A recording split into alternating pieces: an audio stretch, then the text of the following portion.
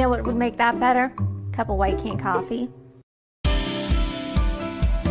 Wow, that really is great coffee. White cane coffee, because every cup makes a difference. It's not just about music lessons.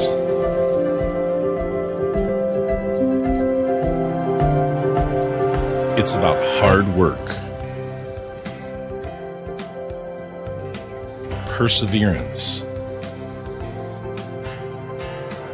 dedication, self-expression, making memories. Let's make memories together. Good morning, everyone. Welcome to the cafe as White Cane Coffee presents Coffee and a Conversation. Brian Hagberg with you on your daily local. We are live here in the White Cane Coffee Cafe this morning. You can stop on down to the cafe before the weather turns. Get yourself a fresh cup. Got me some Dragon's Roast right here. When you purchase one of these special laser engraved tumblers, you get it filled with your purchase. When you bring it back, you get 50% off your refill as part of the White Cane Coffee Mug Club. While you're here, you can pick up maybe a breakfast burrito, cinnamon rolls. Yeah, donuts yesterday, appropriate as with our guest here today. Stop on in, get yourself some fresh baked goods. If you can't make it down to the cafe, not a problem. White Cane is also available on DoorDash. Just place your order, have your favorites delivered right to your door. You can also order your favorite roasted brew at home online at whitecanecoffee.com.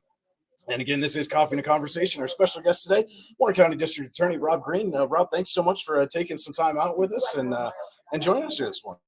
Thank you, Brian. I appreciate the invite. Let's get right into it. Had some big news last week. Announced that you're not going to seek a fourth term. Your current term expires in 2025. Why was now the time to make that announcement and let everybody know your plans going forward? Well, thank you for the question, Brian. And once again, thank you for inviting me and White Cane Coffee for hosting this. The plan has been to only do 3 terms if I was fortunate enough to do 3 terms from the beginning. I'm a big proponent of term limits. I think 3 terms is enough for any elected position. And if I was fortunate enough to be elected, then that would probably be it. With regards to, so it's not only because of the cannabis position that I have taken since I started as district attorney. I've always been a proponent of legalizing cannabis, and it just never come out and I can go into the story of, if you want, of how that exactly happened. Yeah, we'll get there for sure. But yeah, I guess a lot of times you'll see officials will kind of wait until maybe just before that primary. I mean, this is a full 2 years kind of that you're letting everybody know. And so what was it about the timing of now that made now the appropriate time to let everybody know? Well, it's a good question. And the district attorney's position is a very important position for any community. Right. Anytime someone is going to run for any office, especially district attorney or judge or something on those that line, you want to announce a year before, or actually you want to start campaigning a year before the actual election. That's a year from now. I don't think it's fair to surprise everyone, in January of next year and let everyone know, hey, by the way, I'm not going to be running. And that's when people that want to be the district attorney or run for the position would be notified that, that position might be opening up. So I thought it was fair to wait till a year ahead of the time before announcements would take place. So therefore, other attorneys could think, maybe I want to do that. I'm a big advocate of Cody Brown. Cody Brown's my first assistant. He's been with me for 9 years. He's fantastic. I think he'd make a great DA. However, it's the people that decide. It's not passing the baton and the inside thing. It should be the public that decides who's the district attorney. And even though I'm supporting Cody Brown, I think it'd be a fantastic district attorney. I think everyone should have that opportunity. And that's the reason for the timing. And so you touched on it. As you said, from day one, you've been a big advocate for legalizing cannabis, adult use cannabis. You should probably clarify. I mean, you're not saying, my little kindergartner is probably not running around with a little gummy or something, but no, that would be bad. Yeah. But explain how you arrived at that position and why you've been such a big advocate for that legalization. Well, and a lot of people have asked me, because I've said I've smoked cannabis or used cannabis most of my life, right? And I have. uh, since a long time ago. That being said, I did not use as district attorney. When I decided to run, unfortunately, I had a life-changing event happen in 2011 when my son passed, and from 2011 until 2000, for that about the next year, obviously there were unpleasantries going forward, and I did a lot of soul searching. During that time, I was using cannabis. I had used cannabis prior to that. I'd never went to court as a defense attorney when I was under the influence. I'm not a frequent user, as some newspapers have reported. I don't know where they got that, but I do use cannabis. That being said, if I was to run for district attorney, I have to be an example. I have to lead by example, and cannabis was illegal. So therefore, in late 2012, early 2013, when I made the decision to run, I stopped using cannabis altogether. Got in shape, and Very prepared. svelte now. Yeah, well, and prepared myself for the new position. About 2022 time frame, I had to have their Delta 8 started to become big. Delta 8 is a hemp product. It is cannabis. However, it's not technically marijuana, depending on your definitions, but that seems to be the route people. There is no real definition. Everyone uses a little bit different. I think the majority say that cannabis covers everything. Under cannabis, you have hemp, and then you have marijuana. Hemp in 2018 was legalized by the Hemp Act. Never really had any desire to use hemp or anything along those lines. But in 2022, I had heard of it. I had had some friends that thought it was good, and I had a surgery, just hernia surgery, basic, and they prescribed me opiates, basically heroin, oxycodone, for the pain. As you're probably aware, we have a really big drug problem. And then everyone says, well, why are you supporting drugs? Well, there's a huge difference between hard drugs, the fentanyl, the heroin, the methamphetamine, the croc, all the new designer drugs that are coming out that are lacing marijuana, that are lacing other drugs. So I decided to, instead of using the heroin or hydrocodone, take a ride up north and get some hemp that is legal and Delta 8. I use that, and use that instead of the heroin for the pain. Kind of use myself as a research project. And I even was talking to my doctor about that with regards to if I don't use the opiates. And she advised that the problem with after surgery is if you don't use the prescribed pain medication that they prescribe, it's hard to catch back up. So once the pain starts, you can't just take it to relieve the pain. So I figured, okay, I'm going to make a conscious decision. If I have pain, I'll have to go through it. And the Delta 8 worked great. I never used any of the heroin. I ended up giving that to the deputy sheriff, give it to the sheriff's department. They destroyed it. And since that time,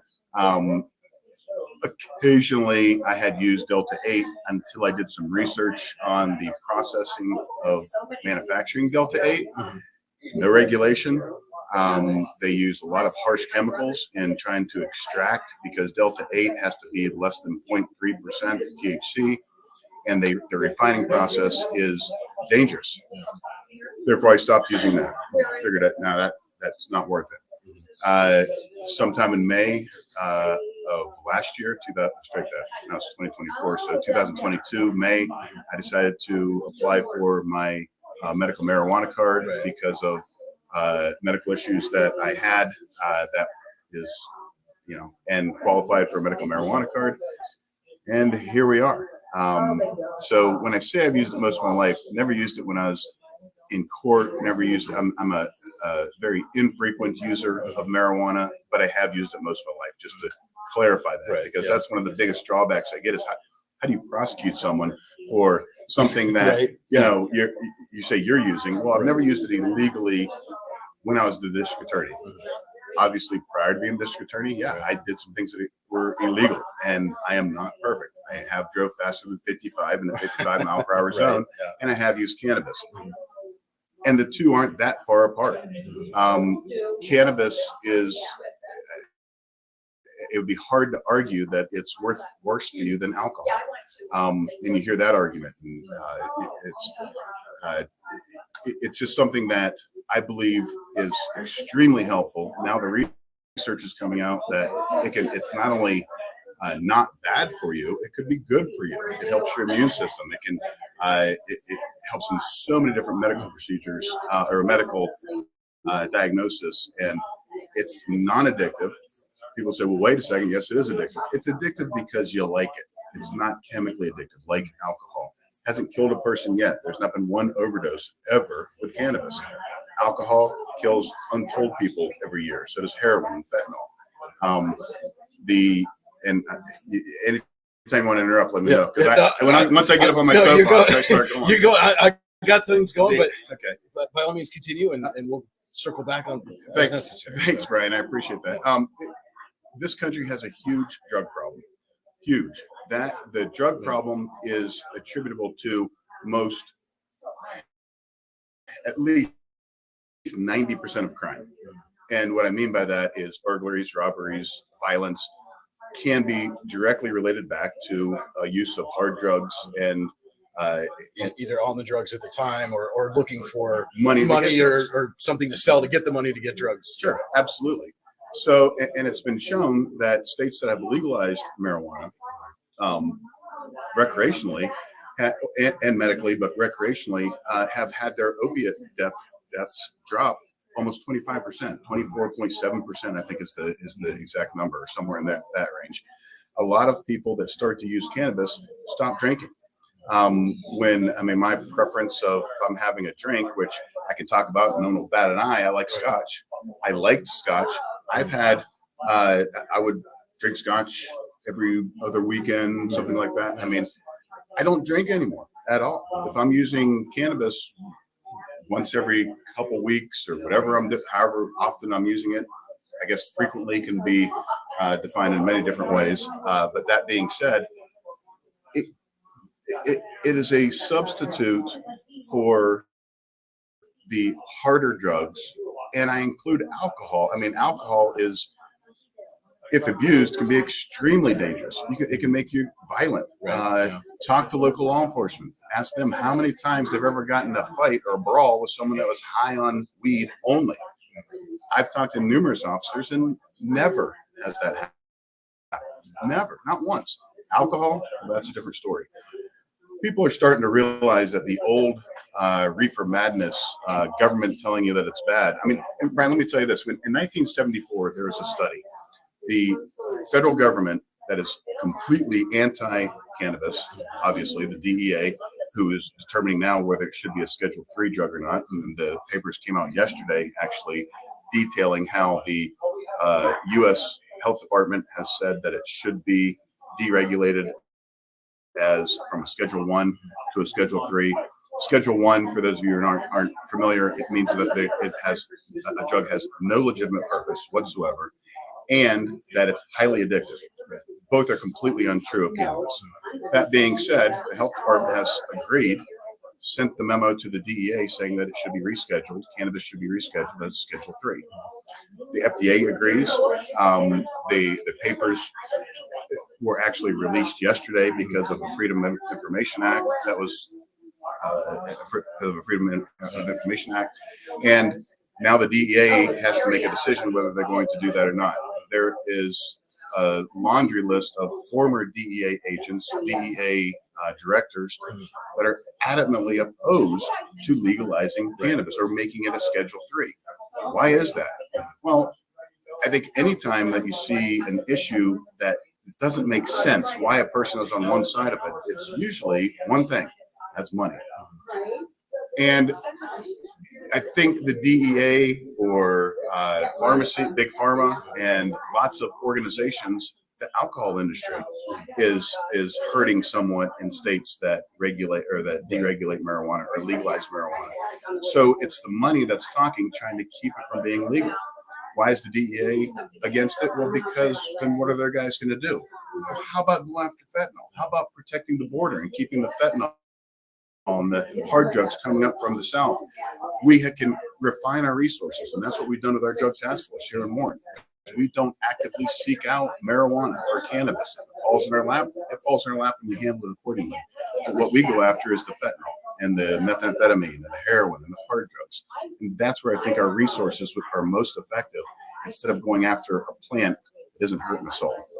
So I guess you mentioned the drug task force, and I think this would be a good place to, I mean, obviously there are, people in local law enforcement who you work with regularly, who are on the other side of this and think that, it should stay, as you mentioned, Schedule 1 and that it is bad and leads to, XYZ, whatever. What's XYZ? What does it lead? So, okay.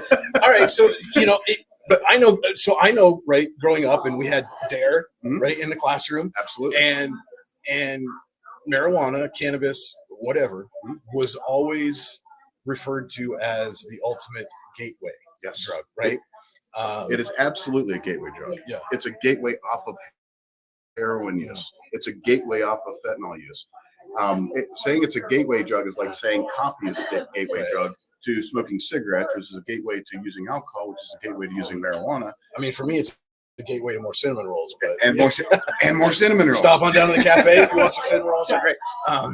But so now on the flip side of that, if you look at, and this is just speaking for myself, right?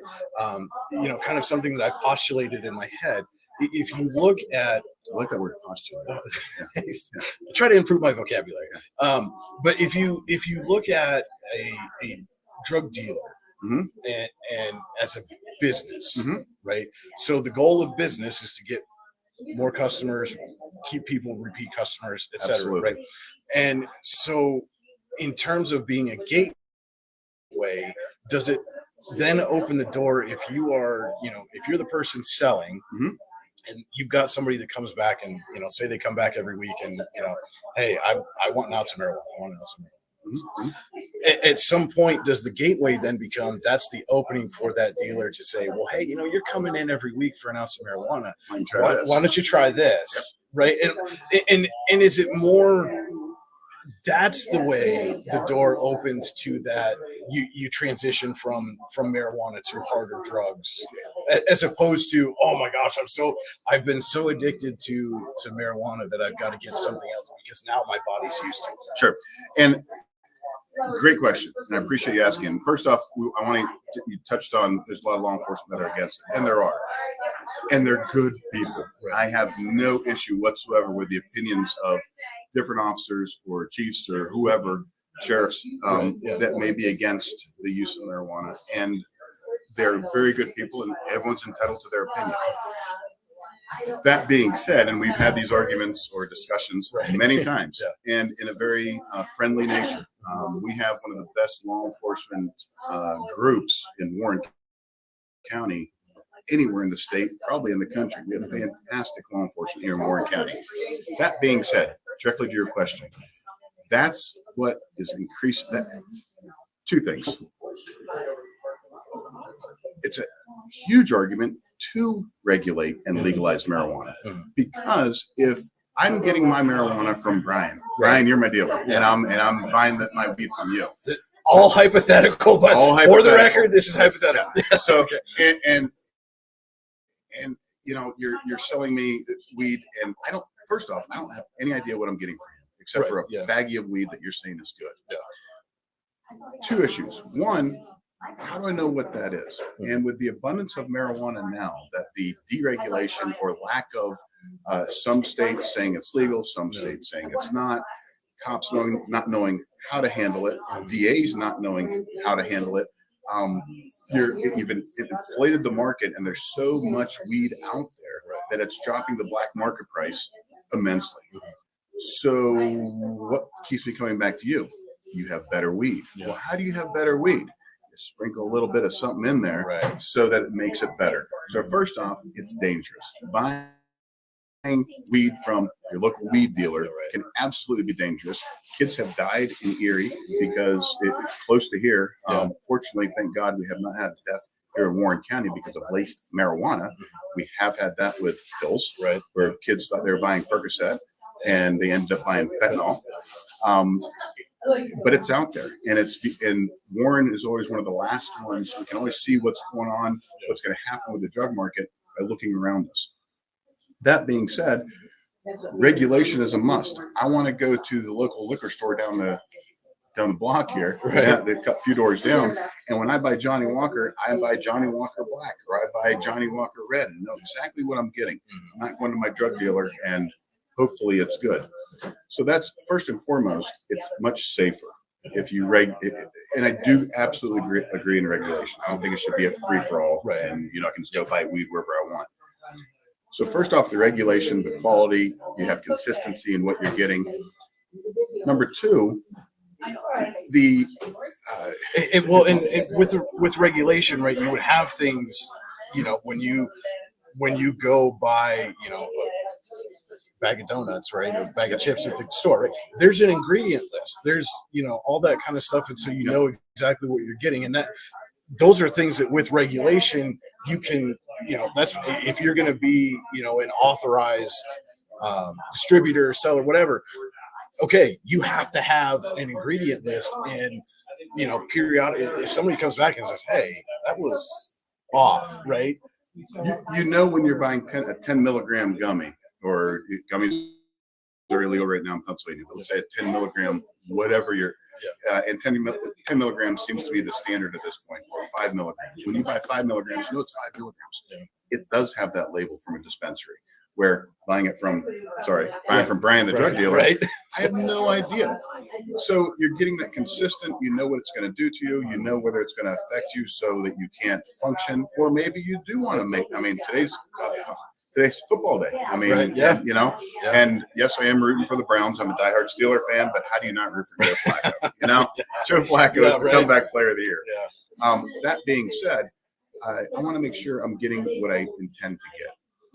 The other thing is when I go to a dispensary, there's not a chance in, I almost said hell, and then I just did. And you did. Not a snowball's chance in hell that I'm going to get, that they're going to say, hey, you know what? You've been here a few times. You want some heroin? It's really good for you. But guess what? Just like you said, when I go to you and a drug dealer on the street, that's where I may have just put it in there without you even knowing. Not knowing it, or it creates that gateway, because now I have a connection where, as going to a pot dealer, they might also be selling heroin on the side or meth on the side, or most likely are when they're a drug dealer per se. So it would eliminate the black market. It's the quality and the consistency. And will you ever eradicate it completely? No, absolutely not. But that's an argument for regulation, for legalization, because then you're getting what you're eliminating the black market. Would a good correlation be, prohibition, right? So So absolutely, when prohibition was, you had all these bootleggers, and and it led to organized crime and the Al Capones of the world, and then once that went away. Mm-hmm. Eventually, the bootlegging pretty much went with it. For the most part. Yes. Obviously, there's still some, people with their stills in the basement, whatever. But for the most part, it's gone away, and the gang violence that went along with everybody's trying to corner the market and be, the kingpin of Chicago or whatever, also went with it. Absolutely. But now, like you said, we're seeing with the harder drugs, the violence has come with it. Absolutely, it's come with it, and it will never go away unless. And here's the thing: wouldn't it be great to free up law enforcement resources to stop going after the mom or the grandma smoking a joint on our porch, and instead going after the fentanyl dealers? And that's what we've done in Warren County with our Warren County Drug Task Force, is go after the harder drugs. If we did that as a nation as a whole, the federal government and the DEA would stop going after, and let me qualify that. The DEA through, and I forget the name of the paper that they signed, they're not going to expend resources to go after strictly marijuana. However, with me making this announcement, I have subjected myself to losing my Second Amendment rights. So that's another issue. I mean, you talk about the federal government that they don't go after you, but I've talked to a number of attorneys that are going to be and obviously I'm going to be fighting to get my concealed carry permit back because my concealed carry permit was taken because, oh my God, I use legally marijuana and that came with a medical. And that came with a medical marijuana card. If I have a medical marijuana card, I've got to hand over my concealed carry permit. That's the sheriff of Warren County, and Brian Zabel is a fantastic person. I like Brian a lot. I mean, he's a great sheriff. He's a good person. He's just following his. So it's not his fault that he had to take it my concealed carry permit. Well, now I got to go talk to Scott. Right? And now I got to go talk to Scott. That being said, I'm also breaking federal law by having a concealed carry permit. So when I've talked to attorneys about, pursuing litigation to restore my Second Amendment rights and the Second Amendment rights of the million plus medical marijuana card holders in Pennsylvania, who also have lost their firearms rights, they made sure to let me know there's a chance the feds are going to come knocking on your door because it would basically be a lightning rod to the federal government saying, hey, you admitted that you have a medical marijuana card. You've admitted that you have firearms by having a concealed carry permit. We're going to come knocking on your door, and I could spend up to 15 years in jail in a federal prison for having a medical marijuana card. How ridiculous is that? I mean, it makes no sense. So I kind of got off topic there. It's fine. No, it's fine. I want to make sure I got that Second Amendment thing out there. So. Well, and it's interesting because you talked about, law enforcement and prosecutors and judges and, everybody when you've got, states that are saying at a state level, right, yeah, go ahead. This is okay. This is fine. Mm-hmm. But then at a federal level, it's still, and it's interesting to me because when we were in Colorado, we were there when Colorado legalized. Mm-hmm. But Brian, careful. Well, no. But because my wife was in the Air Force and I was working on base, when all of that was going on, the Air Force was constantly sending things out like, hey, just because the state says it's okay does not make it okay for you as an airman because you are part of the federal government and the federal government still says no. And immediately there was, and working in the public affairs office at the time, we were fielding questions of what does this mean and what would happen and how does this work and what happens what about our veterans? Yeah. I mean, you're talking about being on a base. What about our veterans that are going to the VA and the VA administration cannot prescribe cannabis products to disabled veterans or veterans in need? There was a study done or a survey done a few weeks ago or a few months ago with regards to VA families. Almost 80%, 79-point-something% of VA family, veteran administrative families, believe that doctors should be able to prescribe some type of cannabis. It helps everyone. I mean, I have had at least 5-10 stories from in the past week of people coming up to me saying, hey, you know what, Rob? And don't use my name or anything, but I was on whatever kind of prescription drug for years for this ailment. I got my medical marijuana card and started using cannabis, or I used cannabis without a medical marijuana card, and I've gone off of it, and it helps so much more than the drugs they're prescribing. There are veterans that have PTSD that have tons of ailments that cannabis would help, and because the federal government can't get their head out of their butt, I said butt, you got to ask. No, they just said it. They don't allow our veterans who serve, to use a plant that studies have shown all over the world and in the United States that it is extremely helpful for various types of ailments. And they're not allowed to prescribe it. Why? Because it has no legitimate medical purpose. That's silly. But it could, right? I mean, right? It does.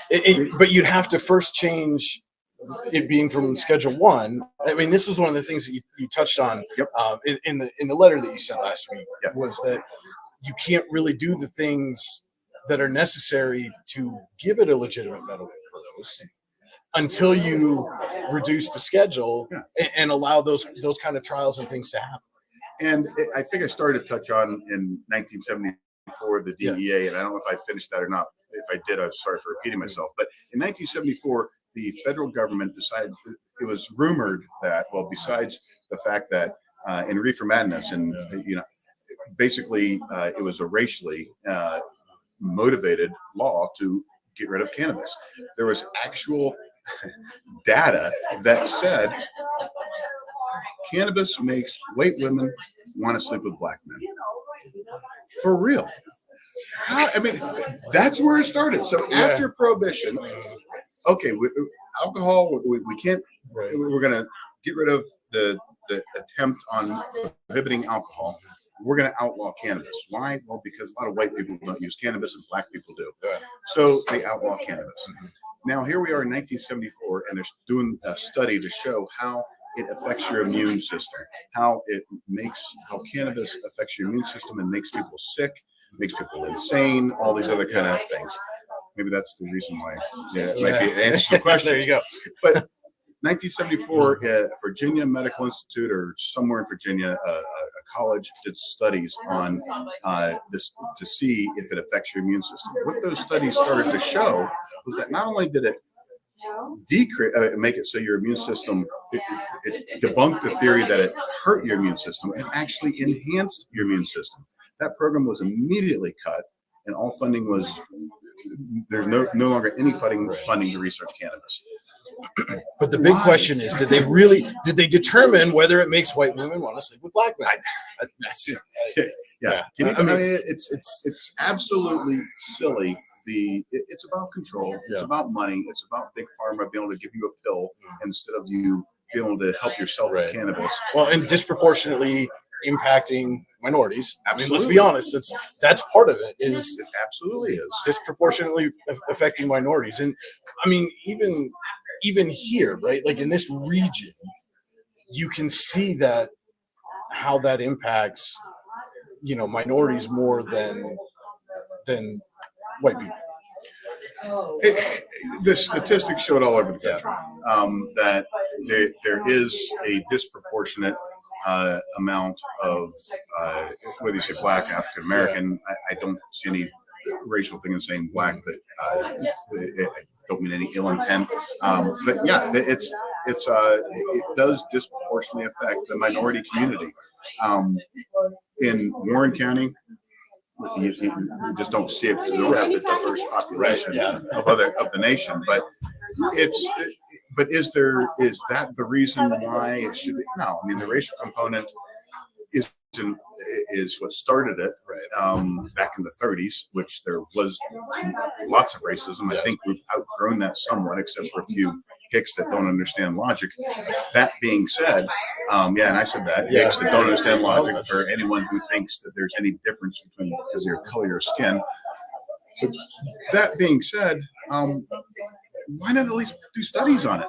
And try to, I mean, you can't do a study on cannabis legally in the United States without the DEA giving you the blessing. And somehow I did that thing. And their only goal is to keep it illegal. Why? I mean, if there's so much evidence, like I say, just yesterday it came out where the FDA and the U.S. Department of Health have said it should be a Schedule 3. Cannabis should be a Schedule 3. 30,000 doctors have put input into this and shown studies where it's extremely helpful. It's helpful for a number of different ailments, and it's falling on deaf ears for the DEA. Why? Because Big Pharma is thinking, oh, geez, we're going to lose some money here. And then you have so Purdue Pharmacy won't be able to push oxycontins on us anymore. Well, and as most things in life, realistically, so many of these decisions come down to money. But there's also an economic factor to consider, right? When you look at states like Colorado and California, et cetera, that have had legalized marijuana for it's been over a decade. Over a decade now for Colorado at least. And you're talking now that's with that regulation and with all the steps that you have to go through to become an authorized distributor. And then, the taxes and fees and everything else that goes into that. I mean, you're talking billions of dollars in increased revenue for those states. And I'm sure New York will start seeing the same soon as well. And that's not one of my and that always. Yes, there's huge revenue, and Pennsylvania has lost out immensely in this. We can still jump in the game, but I don't think it's about the revenue. I mean, I try to leave money out of my decisions and income. I mean, whether the Pennsylvania is going to make lots of money, if they do, and it should be tax regulated. But when you have every surrounding state, now Ohio just legalized recreational marijuana.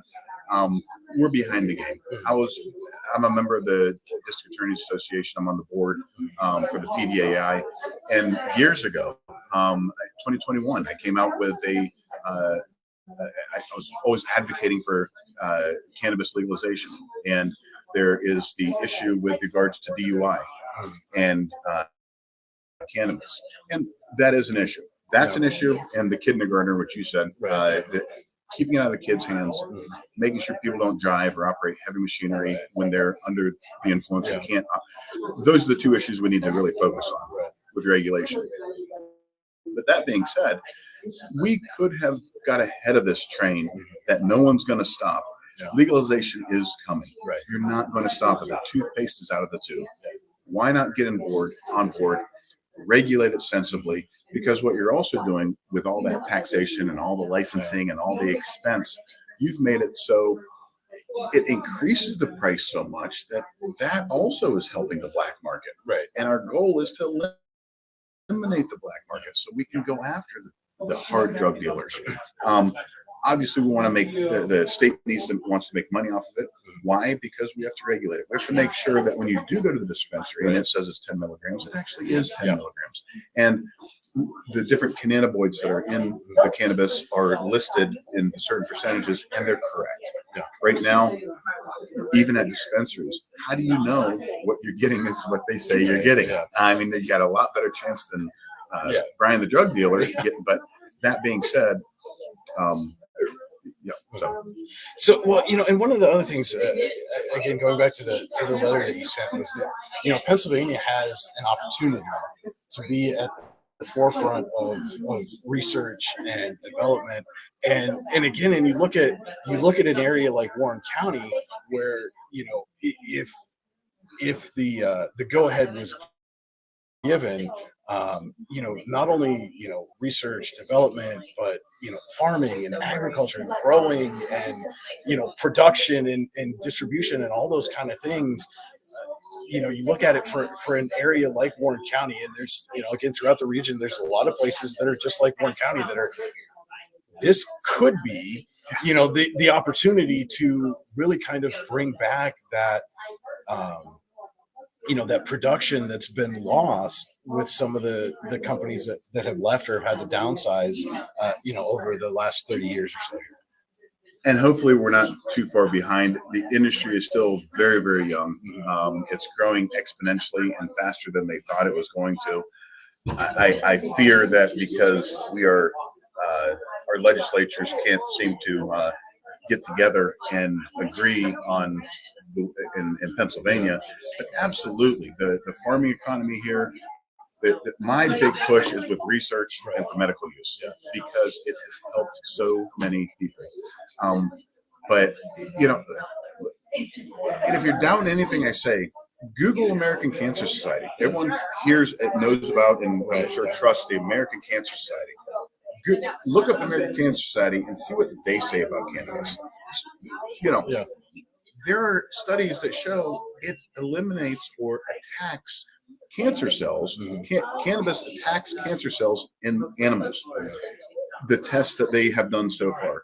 There's so much possibility with curing cancer, or at least limiting cancer with chemotherapy treatments. It's proven to be effective with regards to appetite and the pain and and instead of taking the addictive drugs that big pharma wants to put on you, instead you use cannabis and it helps you with that. So many possibilities, and absolutely Warren is prime for that. that's the reason I'm pushing Right. it so much. I mean, that at the end game, I would love to have or be part of some type of industry in Warren County where we are doing the research and we're growing the cannabis. And Well, and I mean, if you're a research facility, what better opportunity than to, seed to sprout, right? To be right there, and you can plant, you can test all these different kind of planting styles and growing elements and all that kind of stuff, and then you're bringing it right from the field into your own lab to Absolutely. run the test. if there's any investors out there, give me a call. And that's what and people ask, what are you going to do? You must have some type of plan. I have no idea. I honestly do. And it scares my wife to death. I don't know what I'm going to do in 2 years when I'm done with this wonderful job I had as the district attorney. Kind of burn out from it a little bit after 23 years now, or 22 years. It'll be 25 years when I'm done of dealing with the criminal element, domestic violence, things like that our officers have to deal with every day, and they see it firsthand. I deal with it afterwards, not near as bad, but still, it plays a toll on you. That's where my future seems to lie, and that's where I'm hoping I can drum up some investors and maybe bring that to Warren County. That's the ultimate goal. Right. Yeah. That being said, I have no prospects. I have a lot of knowledge. I think I have a pedigree with my history and what I've done for the cannabis industry, what I've done for in my job as it relates to cannabis. It would be great to bring something like that back to Warren County. And coming from a manufacturing family too, the Greene, it kind of runs in my blood. And one thing I did want to touch on, you mentioned kind of the various legislatures and things have been postponed, and obviously Senator Fennegan has been outspoken about we need to legalize this. But one of the things right before we went on air, some of the folks here had asked, being in a very Republican area, which generally speaking, it has been primarily Democrats pushing, Republicans opposing, Sure. In a general sense. Right. Obviously not true for every individual, but what kind of has the response been, from folks that you've talked to around here and their feelings? Sure. And being a Republican and being for small government and low taxes but on social issues, we need to take care of our poor also. We need to make sure that people aren't starving in the streets. But I am a absolute conservative. I'm not an extremist by any means, and it depends depending on the issue. And I think that's what most of Warren County is. We definitely lean to a conservative bent, and I'm proud to live in this community, and that's the way I feel too. And I was worried about that. So, and in fact, I've been asked that. I was asked that 2 days ago from a reporter from Philadelphia. And why are it's the rural counties that are holding this legalization up? I have found in the 2 weeks since I announced December 28th, so it's been about 2 weeks, the response has been extremely positive. However, it's always whispering to me. Right. Yeah. I agree with you, Rob, but extremely positive. There are so many people that you would never guess that use cannabis. Doctors, lawyers, investment bankers, factory workers. Yeah. They're not using it while they're working. They're using it instead of alcohol, or instead of to relax, or to enjoy life a little more, or because of different ailments that they have. The response that I've had in this community has been extremely positive, which is uplifting and surprising to me. Right. I figured it would be much more negative than positive. However, because I feel like I'm supporting what really got me to jump off jump off the cliff without a parachute, because I don't have a safety net yet, I was worried about that, and I assumed it would be mostly a negative response, but there would be a lot of positive out there also. It's been just the opposite. It's been extremely positive, and just most people are afraid to say so. People looked at me with shock in their eyes. I mean, you should see my wife's reaction when she saw that. And I showed her the press release that I'm going to be putting out there. Most people, oh my gosh, Wait, weed, cannabis? Oh my God! That's not the response I got. It's been extremely positive from and tons of veterans. I mean, I've received so many responses from veterans saying thank you for what you're doing and taking a stand. Anyone out there wants to take a stand too, feel free to stand up and say, yeah, I'm a cannabis user too.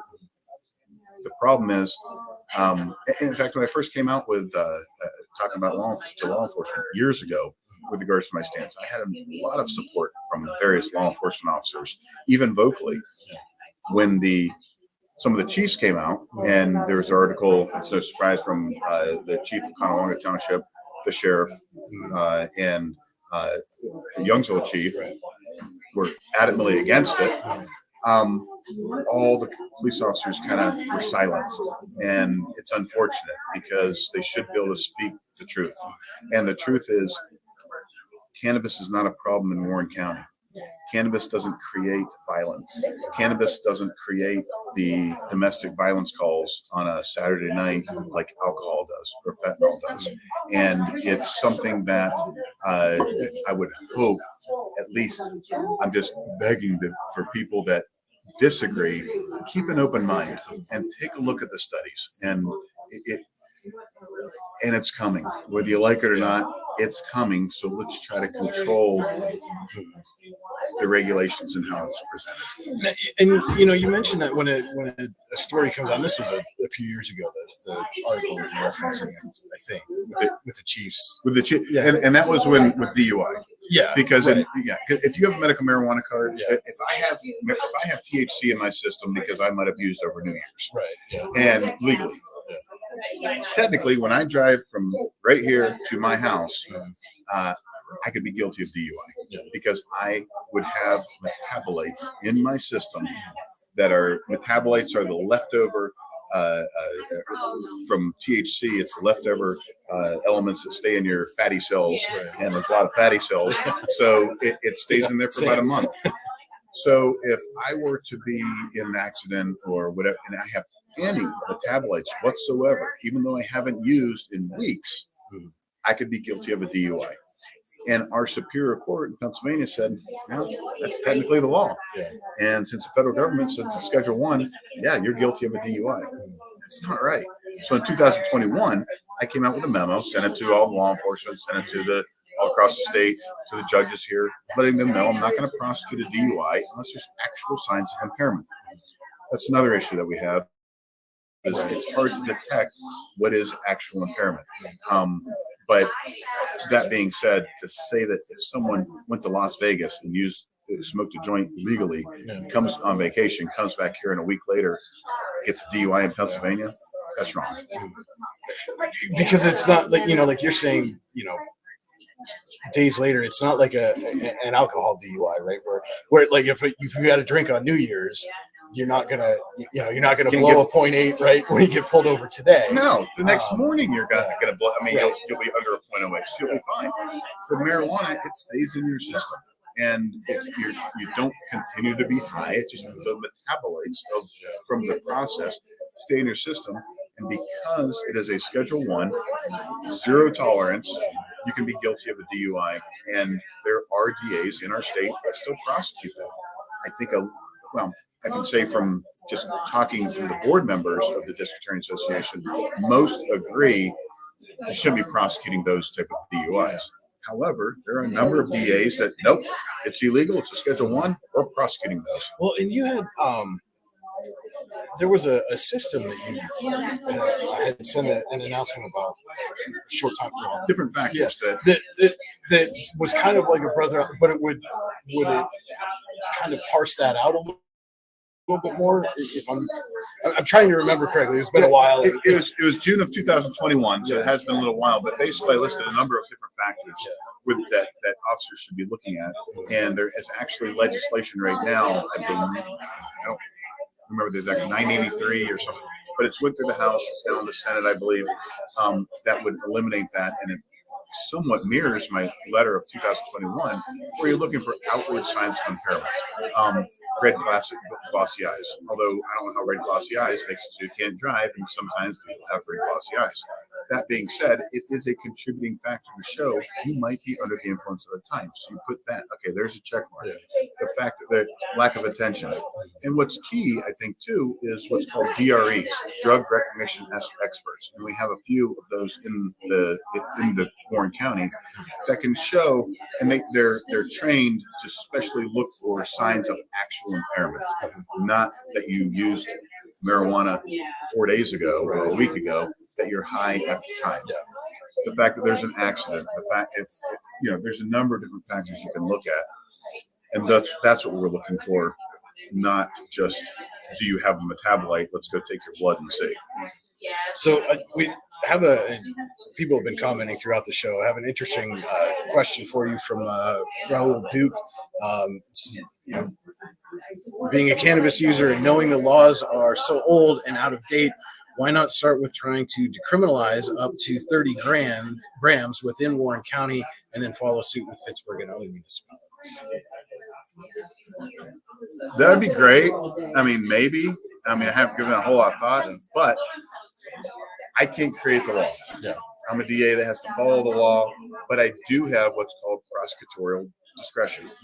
So I don't have to enforce. In other words, if someone is doing 58 and a 55, I don't have to prosecute that case. If someone's doing 70 and a 55, I have prosecutorial discretion. It's extremely important for me to make sure I'm not using other factors than the actual facts of the case. So, i.e., it's one of my friends that guy, or someone that I know, or That being said, I can't say, okay, in Warren County, it's okay to have 30 an ounce of weed, or it's what I can do is decide not to prosecute that or to prosecute. And typically, and what I've done since I started, and I continue to do that until everyone wises up and legalizes marijuana, is if you are caught with marijuana and you don't have a medical marijuana card and it's illegal still, I drop it to disorderly conduct. Or I would tell someone, okay, we're at the preliminary hearing. Obviously, it's illegal now. If you can come back in a month and test clean, if you can quit for a month, come back, test clean, I'll drop the charges. Things of that nature, as long as there's not other charges with those marijuana charges. Because that's a different story. Well, so and you had mentioned again the drug task force and your focus being primarily more on the fentanyl, and the heroin and the meth, and that solely on that, right? But given this kind of same hypothetical, right? You walk into that house and here's a pound of cocaine, and here's 100 pills of fentanyl, and here's a bag of weed. Here's a bag of weed. That's they're going to get prosecuted to the fullest extent for, right. The marijuana then becomes a side note. It's like you robbed the bank, but you got stopped for speeding, and they realized you robbed the bank. You really care about the speeding? No, but you're going to prosecute them. Right. Yeah. So that. Those are the kind of things we're talking about where you're saying, other extenuating circumstances where it wouldn't just be like, oh, well, I'm going to get off because, I had the weed, but yeah. And the other big thing is whether kids are involved. I have a huge duty to protect the children of Warren County. And if you are using or have possession of marijuana and you're a kid, I'm still going to prosecute you to the fullest extent of the law, because our juvenile system is there to not punish, but to help correct. And there has been lots of studies that show that with children using cannabis, it can affect your mindset. It can affect your future development. And I am adamantly opposed to children being able to use cannabis. When you're an adult that can make your own decisions for yourself, as long as you're being responsible, you should be allowed to use cannabis. All right. Well, we've kind of gone a little longer than we normally go, and I could talk for hours. I'm sure you could probably be here for all day, but I enjoy it. Yeah. But I know obviously it's a big weekend around here. We got, as you mentioned, Browns are playing tonight, and Bills and Steelers tomorrow. I'm sure you're going to be. The Steelers are playing tomorrow? Well, Are that's they? what, so I've heard. I don't know.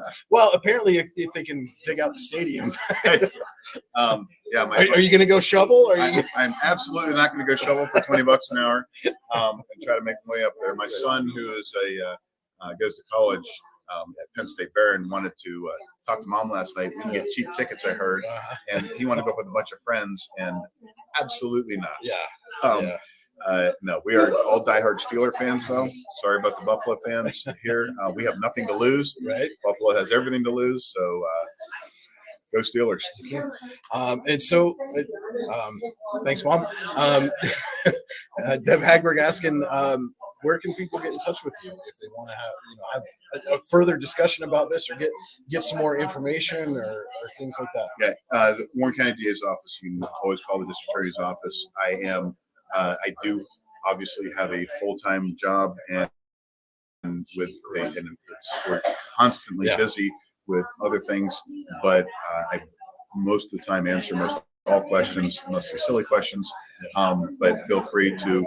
I have a website, the district attorney's website, warrencountyda.org, O-R-G, that has a way to send messages.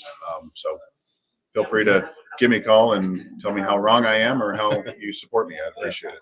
But yeah, and I mean, and you've got to be, you got to have all the feedback, right? I mean, absolutely, because somebody may bring up something, well, hey, I'm opposed because, and it's just had never thought of that or different perspectives, and I mean, we say the same things all the time. Right?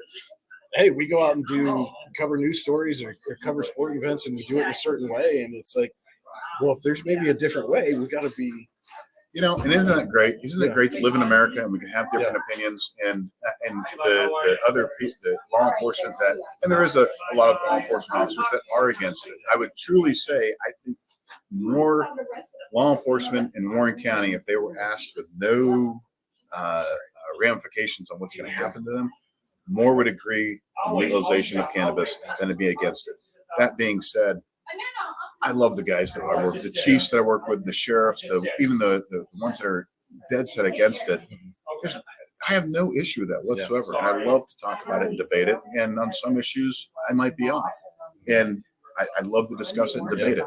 They're good people, and we're allowed to have different opinions. Absolutely. God bless America. And respectful debate, though, right? I mean, yes, absolutely. I mean, we don't need to get angry. We don't need to be, putting each other down. It's respectful debate is what, like you said, what makes or part of what makes being in America great. Unless we're talking about Steeler football, we're playing the Bills on playoff weekend. Yeah, well, yeah, that's. I have to wait till Monday, so I'm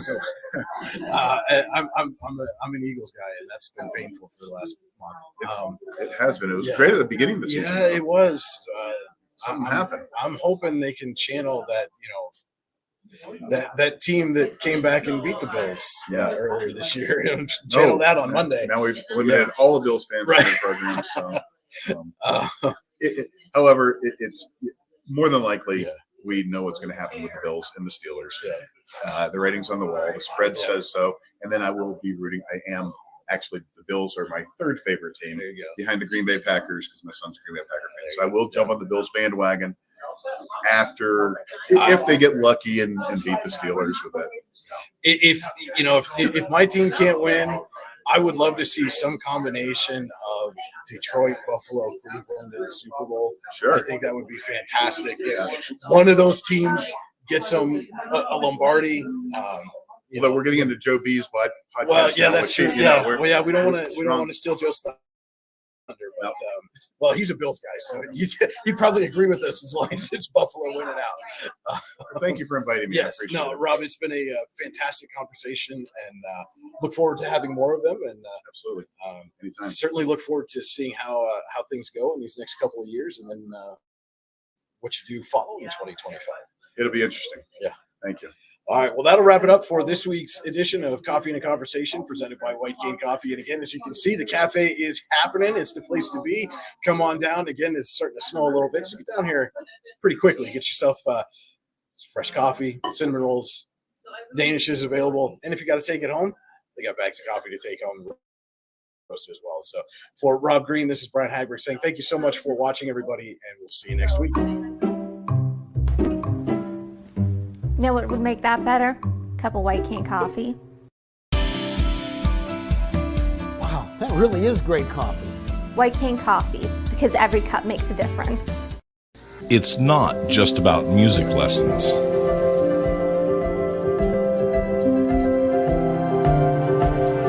It's about hard work, perseverance, dedication, self-expression, making memories. Let's make memories together.